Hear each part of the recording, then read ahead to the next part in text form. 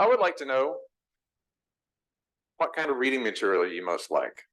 Anyone want to shout out what your favorite genre is? Mystery. What? Nonfiction. Science fiction. Historical fiction. You know, the book, the movie, let me mention the movie that's going to be next Saturday, Operation Mincemeat, is a wonderful book. So if you're into historical nonfiction, especially about espionage, World War II, that kind of thing, it's a fantastic book. I highly recommend it. Great movie too. So I'll see you there. Historical nonfiction, that's me. I read some fiction, but I love learning.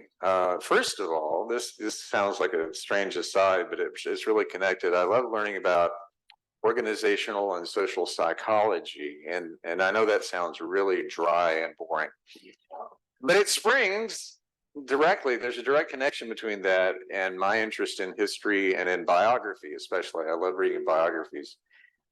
Because I just cannot stand to read about historical events and the people at the center of them without understanding the bigger picture, you know, the why. What is going on in this time and place? Why is it that people in entire countries and big businesses and organizations behave the way they do?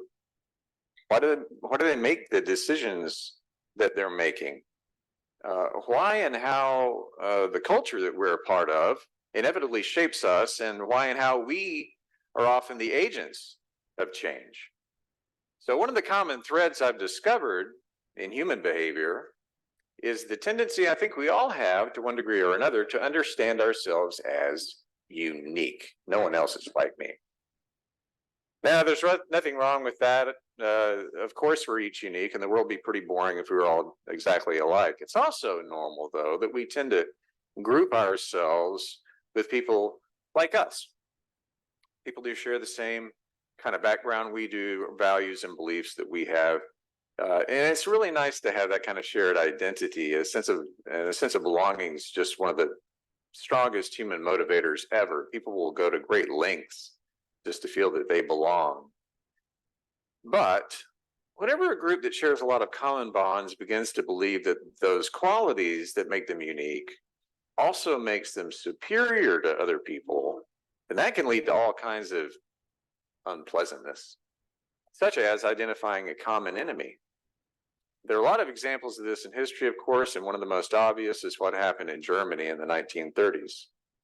A group, and in this case, in the case of Nazi Germany, an entire country, takes the things that make them collectively unique, elevates those aspects of their identity into objects of worship and devotion in a cult-like way, and they identify people whom they believe pose a threat to their way of life or their very existence as a group or as a nation. They are aggrieved because of those others, those folks who are so different from them. They believe they are the cause of any discomfort they may be feeling, any problems that they're going through. And they can also tend to look back on a nostalgic time when their group, their ideals, their way of life was the norm and all was right with the world, or so their thinking goes. It's a really powerful message that can motivate people, and as long as anyone can remember, that has been the strategy of dictators. It's powerful because that group has clearly defined why, a cause, a purpose around which to rally. Without a clear reason why, nothing much ever really happens. I know that sounds kind of gloomy, doesn't it? But oddly enough, identifying a cause, a purpose, or a why can also be an incredibly powerful force for good. So the alternative to people and groups behaving poorly and causing pain and suffering for other people is when people and groups rally around a cause that understands everyone's uniqueness, not as a threat, but as a strength. To see our differences as humans as a bonus for the gift of being alive. To understand that we have a fantastic opportunity to learn from each other and enjoy each other's company and to help each other succeed while we are spending time on this planet. To see that diversity is not a problem, but a plus. To see one another not as competitors, but as collaborators. To understand that equal rights for others does not mean fewer rights for you. Because after all, we are not talking about needing to share pie. To view others as just as valuable, just as special, just as worthy, even just as beloved by God as we are. Now that is also a very powerful cause. It's an incredibly strong and positive why. And so knowing that, the question I come up against when I read history or biographies is, well, then why is it that some folks appear to be more inclined toward a negative point of view where they do see others as a threat, while others are more motivated to have a positive perspective about people different from themselves? I've wondered if maybe we're all a little of both, that we all go through periods where we're more animated by self-preservation and fear and the protection of our tribe, but at other moments, we're more animated by things like altruism and selflessness, and we're not thinking about our relationships with others as if it's like sharing pie, where more for them means less for me. Now, I do not have an easy answer for why we can behave individually and collectively in one way or another, and often at the same time. If I did, I would be away this Sunday accepting my Nobel Prize. All I know is what I have experienced, and that is people are far more nuanced than we often give them credit for. We have the tendency to see ourselves as complex and others more in black and white terms. But in all the biographies and all the history that I like to read, one of the most fascinating aspects is to learn about the contradictions in any single person. So during World War II, Winston Churchill was a superb leader. He rallied the people of England and inspired Americans to defeat the Nazis. I have several biographies of Churchill. I'm kind of a fan. He was also, though, without a doubt, a racist and a class snob who desperately wanted England to keep its empire intact and wealthy at the expense of less developed nations. So was Winston Churchill a hero who helped save democracy, or was he sometimes a big creep? Well, yes, to both, really, if we're honest. I've seen people driving pickup trucks emblazoned with the Confederate battle flag and all kinds of similar symbols. Guys whose photo would show up if you did a Google search for redneck.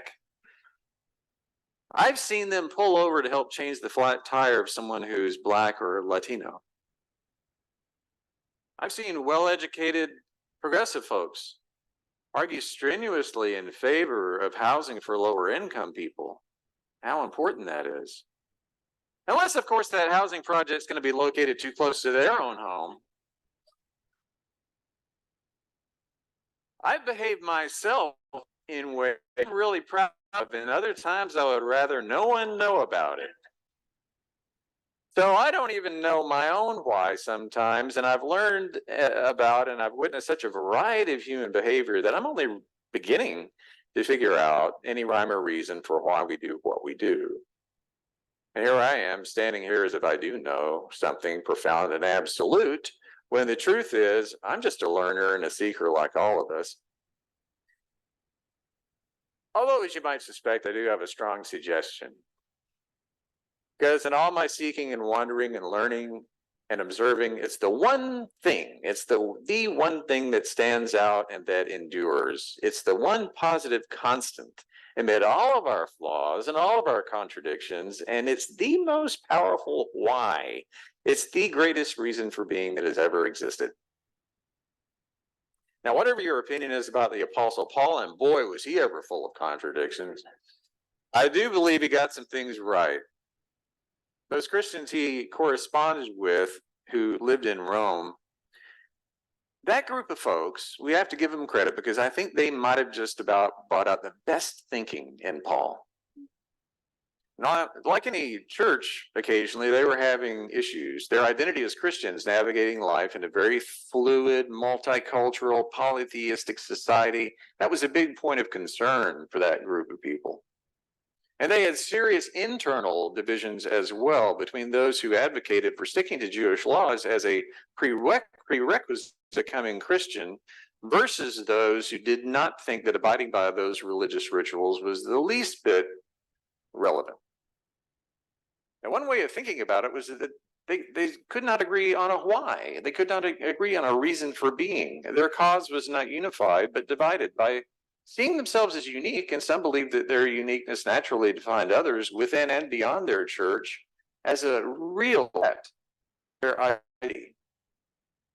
But Paul wrote to say that their identity, their reason for being, was not bound up in seeing themselves as unique because they obeyed a certain set of laws and followed particular rituals, or even because they might have held similar beliefs. Their cause is far larger than those things. So he offers them a simple primary operating principle.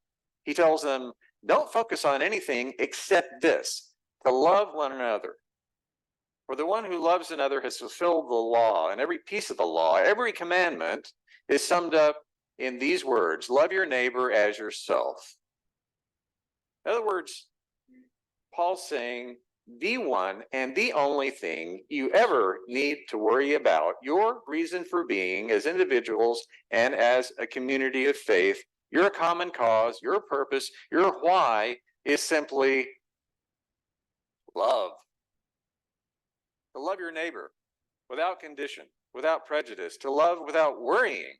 If loving them means less love for yourself, because that's ridiculous, as if love is ever a limited resource. The truth is, when you love your neighbor as yourself, you're giving yourself over to the way of seeing others that Jesus so consistently advocated. You're understanding them, that stranger, that friend, that person you might not ever think you would get to know.